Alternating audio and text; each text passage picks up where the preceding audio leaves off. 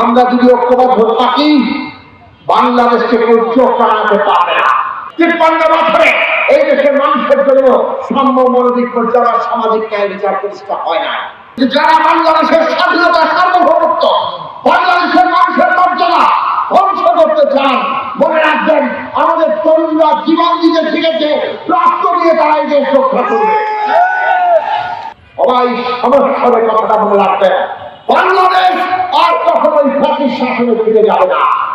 এই জন্য কি করতে হবে?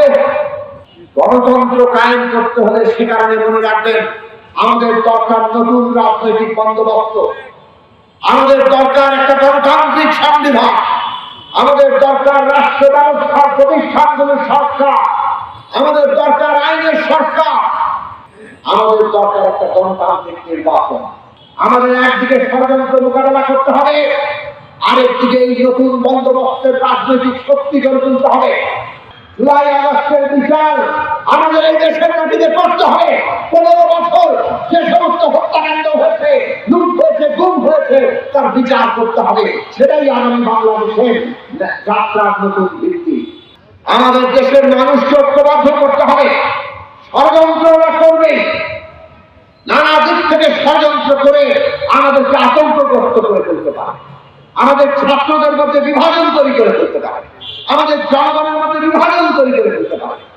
ঐক্য রক্ষা করতে হলে জনগণের দাবি দাওয়া মানতে হবে। আজকে জনগণ সামনে এসছেন, তাদের দাবি দাওয়া নিয়ে সামনে এসছেন। এই সরকারকে জনগণের কথা শুনতে হবে, তাদের দাবি দেওয়া ন্যায্য দাবি দেওয়া মানতে হবে এবং জনগণকে ঐক্যবদ্ধ করে ওই সমস্ত দেশি বিদেশি আক্রমণকে রুখে দিতে হবে। আমরা যদি ঐক্যবদ্ধ থাকি বাংলাদেশকে কেউ চোখ রাঙাতে পারবে না। আমরা সকল দেশের সাথে বন্ধুত্ব চাই, কিন্তু যারা বাংলাদেশের স্বাধীনতা সার্বভৌমত্ব বাংলাদেশের মানুষের মর্যাদা ধ্বংস করতে চান, মনে রাখবেন আমাদের তরুণরা জীবন দিতে শিখেছে, রক্ত দিয়ে তারা এই দেশ রক্ষা করবে। যদি তরুণরা ঐক্যবদ্ধ হয় এই দেশে এত বড় জালেম ফ্যাসিস্টকেও পালিয়ে যেতে হয়। এই সত্য মনে রেখে আপনারা ঐক্যবদ্ধ হন, বাংলাদেশ করতে যাবে। গণসংহতি আন্দোলন আমরা প্রতিষ্ঠা কাল থেকে বাংলাদেশের জনগণের স্বার্থের পক্ষে লড়াই করছি। জনগণের বৃহত্তর স্বার্থের বাইরে আমাদের অন্য কোনো স্বার্থ নাই। জনগণের একটা নিজস্ব রাজনৈতিক শক্তি হিসাবে গণসংহতি আন্দোলন তার প্রতিষ্ঠা কাল থেকে লড়াই করছে এই দেশের জনগণের পক্ষে।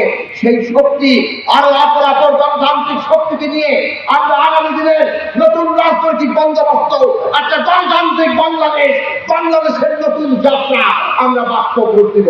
মনে রাখবেন ১৯৭১ সালে লক্ষ প্রাণের বিনিময়ে রাষ্ট্র গঠন হয়েছে, কিন্তু ৭২ সাল থেকে ৭১ সালের যে জন আকাঙ্ক্ষা তার বিপরীতে বাংলাদেশকে হাঁটানো হয়েছে।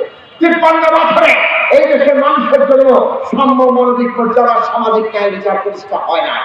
২৪ আজকে আমাদের তরুণ ছাত্র শ্রমিকরা রক্ত দিয়ে স্বৈরাচার ফ্যাসিস্টকে পালাতে বাধ্য করেছে।